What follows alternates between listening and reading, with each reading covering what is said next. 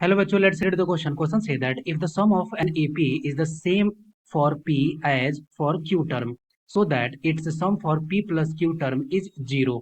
Discuss करते हैं। तो यहाँ पे इस क्वेश्चन को करने के लिए की कॉन्सेप्ट क्या हो जाएगा? क्वेश्चन का की कॉन्सेप्ट, अगर मान लेते हैं कोई AP है जिसका फर्स्ट टर्म A है और उसका कॉमन डिफरेंस D है, तो उसका सम ऑफ द n टर्म्स अगर हमें लिखना हो तो फॉर्मूला क्या होता है? फॉर्मूला होता है n/2 into 2a plus n-1 और इंटू क्या हो गया? इंटू हो गया डी, जहां डी क्या है? Common difference. ए क्या है? First term. एन क्या है? Number of term. अगर इस बेसिस पर अगर हम लोग देखें तो सबसे पहले निकालते हैं कि सम ऑफ पी टर्म। तो सम ऑफ पी टर्म अगर निकालते हैं तो इसको लिख देते हैं S P. S P is equal to क्या हो गया? ये लिख सकते हैं हम लोग p/2 इंटू, मान लेते हैं कि इसका भी फर्स्ट टर्म क्या है? ए है, तो 2a प्लस ये हो जाएगा p-1 इंटू डी। ये वैल्यू आ गया। सिमिलरली अगर हम लोग क्यू टर्म के लिए अगर हम लोग निकालें तो क्यू टर्म के लिए क्या हो जाएगा? ये हो जाएगा S Q and this is equal to q/2 2a plus, क्योंकि इसका भी फर्स्ट टर्म a है और इसका भी कॉमन डिफरेंस d है क्योंकि बोल रहा है सेम AP है, तो ये हो जाएगा क्या? ये हो जाएगा q-1 इंटू डी। ओके, ये वैल्यू आ गया।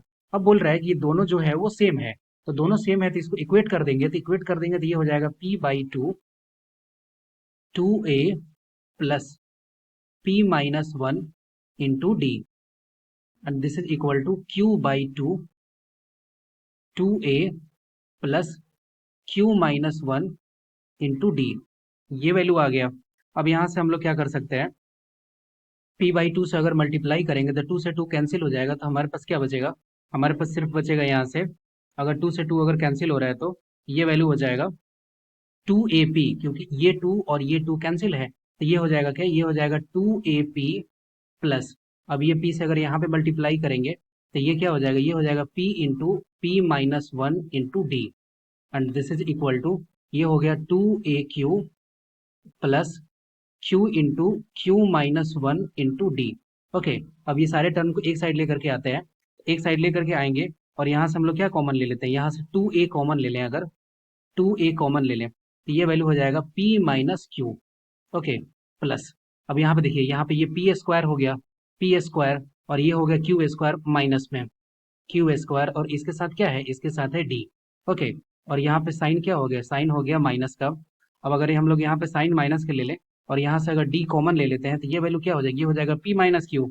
फिर से ये हो जाएगा p-q, क्योंकि इसके साथ यहाँ भी q है और यहाँ भी p है और d से मल्टीप्लाई है and this is equal to 0। अब क्लियरली देख सकते हैं p-q जो है वो सब में कॉमन है। अब यहाँ से p-q अगर हम लोग कॉमन ले लें तो ये हो जाएगा p-q कॉमन, तो ये वैल्यू क्या बचा? यहाँ पे बचा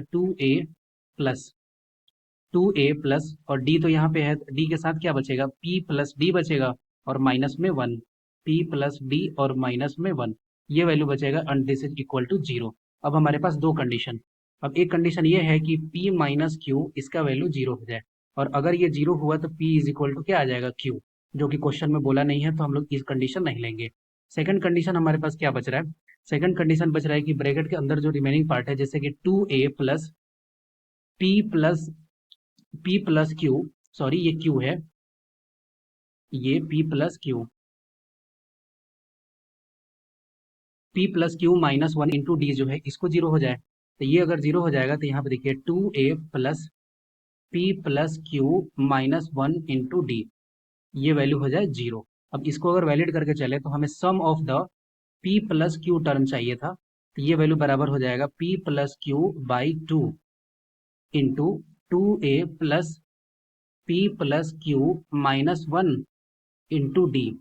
ये वैल्यू आ गया सम का, और हमें पता है कि ये जो वैल्यू है ये ऑलरेडी किसके बराबर है? 0 के बराबर। तो यहाँ से हम लोग क्या लिख सकते हैं? ये हो जाएगा p plus Q upon 2 into 0। तो ये वैल्यू किसके बराबर हो गया? 0। इसका मतलब sum of the p plus Q का वैल्यू किसके बराबर है? 0। I hope you will be understood. It will best of luck. Thank you.